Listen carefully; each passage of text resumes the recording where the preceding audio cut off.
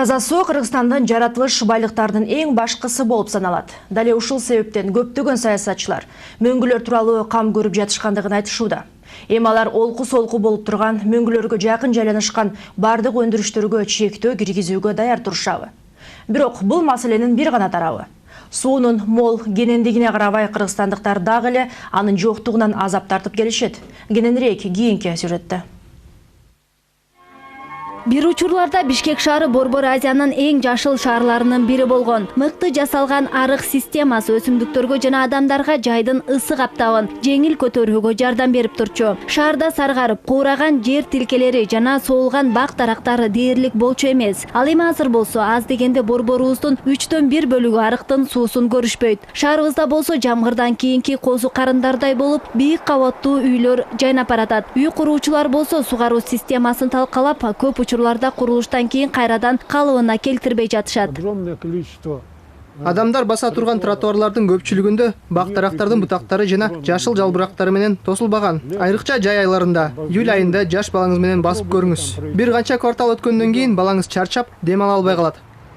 Несколько кварталов пройдете, ребеночек уже будет задыхаться. Сугат маселеси менен кошо эле таза суу боюнча да кыйынчылыктар бар. Шаарыбыздын жаңы райондорунда таза суу дээрлик чоң байлык болуп эсептелет. Вот эти все особенно. Мына ушунун бардыгы, айрыкча акыркы курулуштар өтө оор абалда. Себеби анда биринчиден ылайыктуу суу түтүктөрү жок, экинчиден суунун сапаты жогору деп айта албайбыз. Айрыкча ичүүчү таза суу маселеси. Ошондуктан бийлик ушуларга көңүл бурушу зарыл. Трудно говорить о действительно. Бардыгы жетекчиликтин кайдыгер мамилесинен болуп жатат. Алардын ордуна өздөрүн коюп көрүшсө, эртең менен суу жок, кантип жуунат? Суу ысытып, тамак даярдап, же кир жууш керек. Бизде суусуз жашоо жок да. Бул Бишкектин түндүк тарабы, Дордой базарынын айланасы. Бул жердеги адамдар жылдап эч кандай шарттары жок эле жашап келишет. Ал эми суу түтүктөрү болсо алардын ишке аша элек бийик кыялдары. У этого села света нету. Бул айылда свет жок, сууну ташып келишет. Элге мамлекеттен эч кандай деле жардам жок. Ар ким өз арабасын тартып жашап келе жатышат. Люди, короче, от государства помощи нету, они как могут, так живут. Эң таң калыштуусу борборубузда жана анын тегерегинде ушунчалык көп чечилбеген социалдык маселелер бар, бирок алар да байкалбай калууда. Ал эми саясатчылар акыркы учурда дүйнөдөгү глобалдык ысуулардын айынан мөңгүлөрдүн эрип баратышын сактап калабыз деп төш кагып келишет. Бирок Кыргызстандын бийик тоолорунан агып келген сууну дагы толук кандуу колдонгонду билишпей, коңшу өлкөлөргө жай баракат агызып ийишүүдө. Вопрос.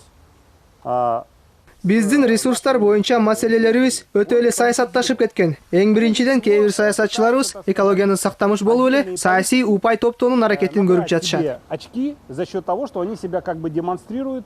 Азырынча миңдеген адамдар таза сууга жетпей жатканда саясатчылар мөңгүлөрдүн эриши тууралуу кызуу талкууга киришип, муз катмарларын талкалап жатасыңар деген сыяктуу кээ бир өндүрүштөргө наразычылыктарын билдирүүдө. Кээ бир эл өкүлдөрүнүн пикиринде мөңгүлөргө айрыкча тоо-кен тармагынын ишмердүүлүгү зыян келтирүүдө.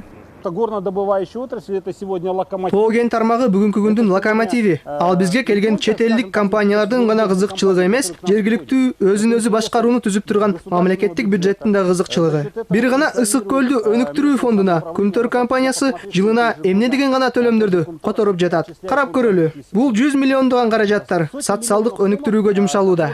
Вкладываются в социальное развитие. Мунун баарына карабай, Кумтөр миңдеген кишилерге гана жумуш орундары менен камсыз кылган жери жок. Алтын кен ири ишканасы Кыргызстандын өнөр жай өндүрүшүнүн жалпы көлөмүнүн 4/1 камсыз кылууда. Бирок ага да карабай саясатчылар жаратылыш байлыгын коргоо үчүн мөңгүлөргө жакын жайгашкан аймактардагы өндүрүштөрдүн ишмердүүлүгүнө тыюу салууну көздөп жатышат. Ал эми экологдор болсо бул тууралуу илимий пикирлерин бир канча ирет билдирип, өндүрүшкө чек коюу менен дүйнөлүк масштабтагы мөңгүлөрдүн эришин токтото албай тургандыгын айтышкан. Белгилей кетчү жагдай Кумтөр аймагындагы Давыдов мөңгүсүнүн эриши Нарын дарыясынын суусунун көлөмүнүн 4% гана ээлейт. Бул арада өлкөбүздүн ири ишканасынын айланасындагы саясий чабуулдардын парда аркасында көптөгөн кыргызстандыктар таза сууга жетпей жашап келишүүдө.